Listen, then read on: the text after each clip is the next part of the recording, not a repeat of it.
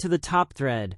This is your ultimate destination for the wildest, funniest, and most jaw-dropping stories from the depths of Reddit. From heartwarming tales to spine-chilling confessions and everything in between, we bring you the internet's most captivating threads, delivered with a twist of humor and a splash of drama. Sit back, relax, and get ready to dive into the chaos, because here at the Top Thread, every story has a top spot. I live in a small town in Vermont. I won't tell you its name, mostly because I don't want to draw any attention to myself. I moved here 6 months ago to take over this record store that's been a town fixture for yonks. The previous owner, Martin Kelly, was desperate to leave, practically gave the place away. His hands shook so bad he could barely sign the papers, and he kept looking over his shoulder like he expected someone or something to be standing there. Should have been my first clue, but when you've been living out of your car, scraping by on part-time work at gas stations and dollar stores, landing a deal like this feels like winning the lottery. The store barely breaks even, but it came with a small apartment above the store, a kind of attic flat with a little kitchenette and a serviceable bathroom. The pipes groan at night, and the floorboards bitch every time you take a step, but it's warm, safe, and has an awesome view over the rooftops. At first, it felt like I'd stumbled into some perfect slice of small-town Americana, the kind I put on postcards or in those Hallmark movies my mom used to watch. Victorian homes built from locally quarried stone line the winding cobblestone streets. Neighbors wave but don't pry. Weekly farmers markets in the town square where old ladies sell jam in mason jars with handwritten labels. The kind of place where everyone knows everyone else's business, but pretends they don't. My first morning here, I was in the shop rearranging the store's inventory when Sheriff Tapper poked his head in. He's an older man with cheeks that never quite recovered from acne in his youth, a slight paunch, and a too calm voice that always leaves you wondering if he's hiding something. He offered to show me around the record store, basically just pointing out the dusty corners and the old fuse box. But before he left, he fixed me with a serious look. "Listen," he said, tapping a callous finger on the old wooden countertop, "since you're new here, there might come a time you notice some weird shit scratched into your door. If you see anything like that, you come to me right away. Day of no excuses." He tried to keep it casual, but his eyes gave him away. "Probably won't happen to you," he added quickly, "but if it does, we like to handle it fast. You absolutely have to tell us." "Got it." I remember staring at him, a half smile tugging at the corners of my mouth. Sure, it was some kind of joke. Sure. But why? Who's doing it?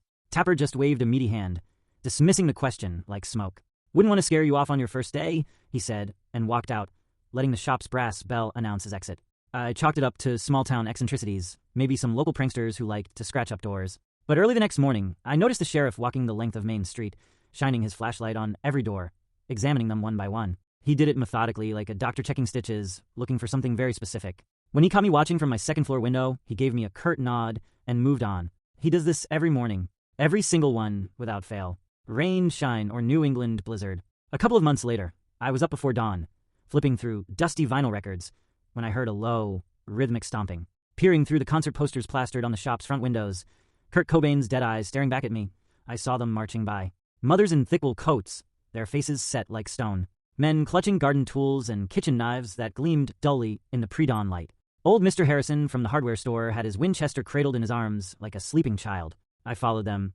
I don't know why. Maybe the same morbid curiosity that makes you slow down past a car wreck. They converged on a small blue house near the town square, the kind with gingerbread trim and a wraparound porch. The woman they dragged out was still in her nightgown, her feet bare against the cold cobblestones. She didn't fight back. She just kept shaking her head, tears cutting clean tracks down her dirt-smudged cheeks, begging them to give her more time, and don't you see this is all bullshit?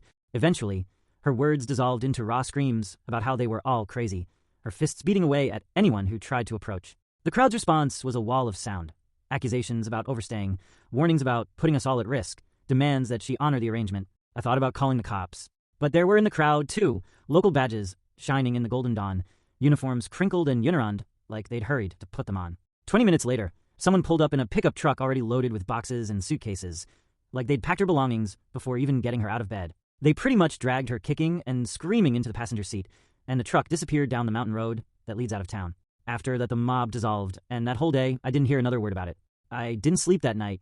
I sat in my apartment above the shop, listening to the wind whistle through the gaps in these old windows, and tried to convince myself there was a reasonable explanation. Small towns can be insular, I told myself. Maybe she'd done something to deserve it. The next morning, I took a walk past the blue house. Front door still wide open, yesterday's newspaper sitting untouched on the front lawn. That was when I noticed the marks on her door. 2 of them, shaped like crooked eyes, scratched deep into the wood. They looked kind of fresh, the wood around it still pale and raw, like exposed bone. I took a picture and reverse image searched the symbol, but came up empty. Just page after page of actual eyes staring back at me until I had to close the browser. Figured maybe it was unrelated. Told myself that coincidences happen all the time. Life settled into a rhythm after that first morning. I threw myself into running the store, learning the regulars' tastes, ordering rare pressings they'd mention offhandedly. One customer in particular, Cal, would spend hours browsing the jazz section, talking about Miles Davis and John Coltrane like they were old friends. "You've got good instincts," he told me one afternoon, carefully sliding a Thelonious Monk album back into its sleeve. "Most newcomers, they don't," he trailed off, his weathered face clouding over. "They don't last long enough to learn the ropes." I couldn't help myself. Like that woman, the one they drove out my first week here, the vinyl sleeve crinkled in his suddenly tight grip. "Don't go thinking we're a bunch of bullies. That was a kindness," he said, his voice dropping to barely above a whisper. "If she'd stayed, she'd still be gone, just in a different kind of way." He set the record down with trembling hands and left without another word. 2 months passed. I was getting comfortable and starting to feel like I belonged.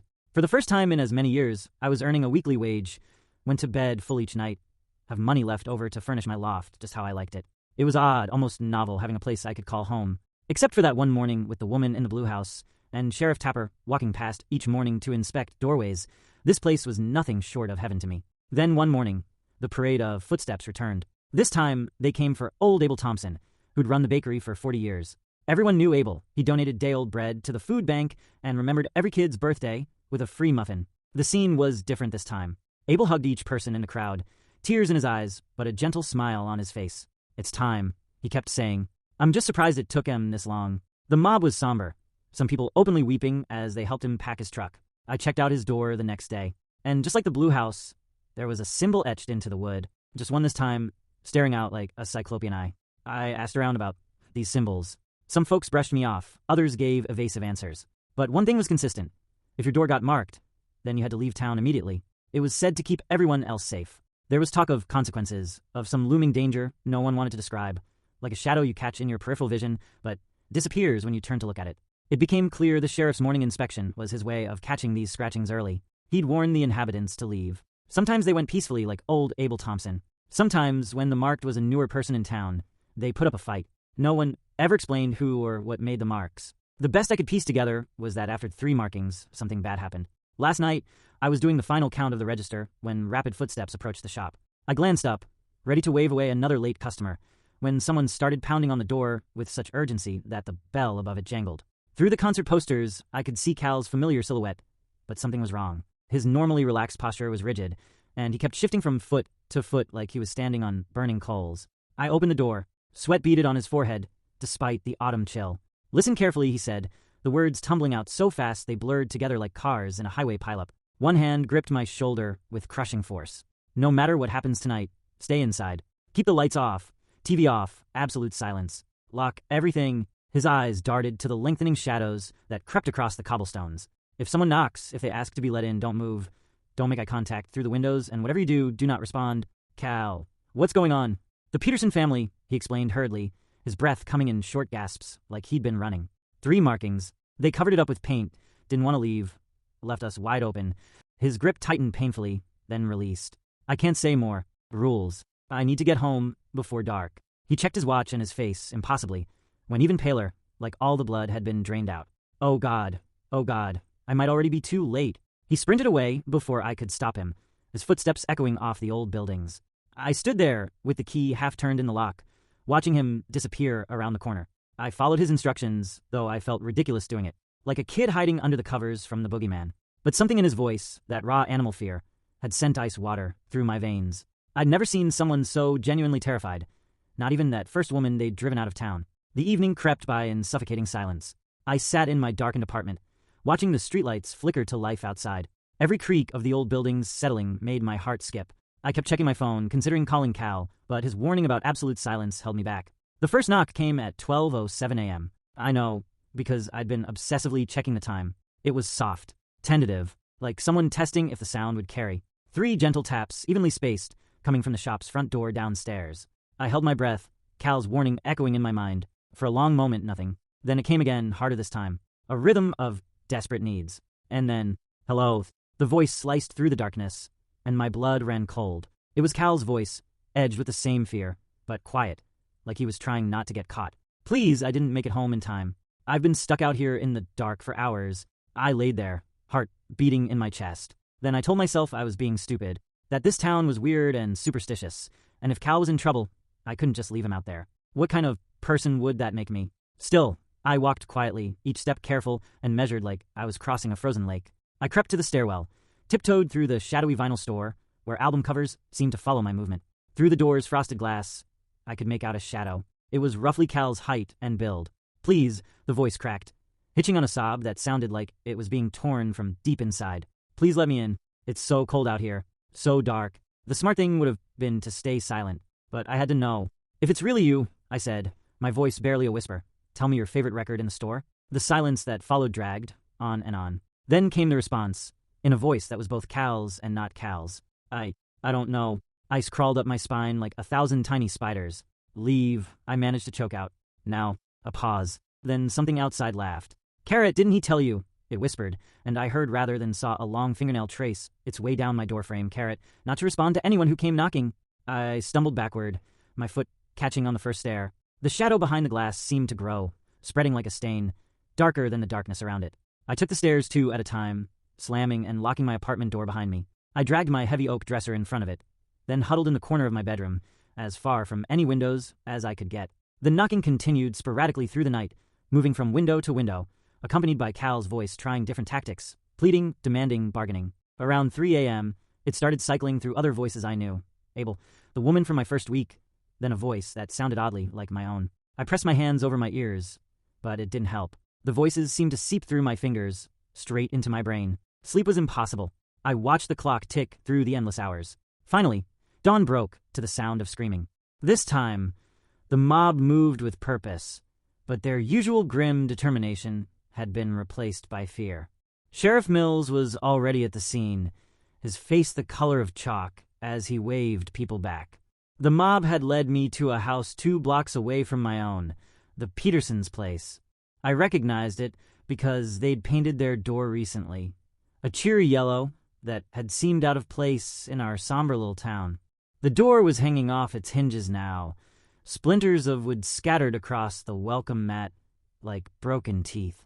Blood was everywhere, pooling on the welcome mat where Home Sweet Home was now just Home SWME, trailing into the darkness beyond the broken door like breadcrumbs leading into a witch's forest.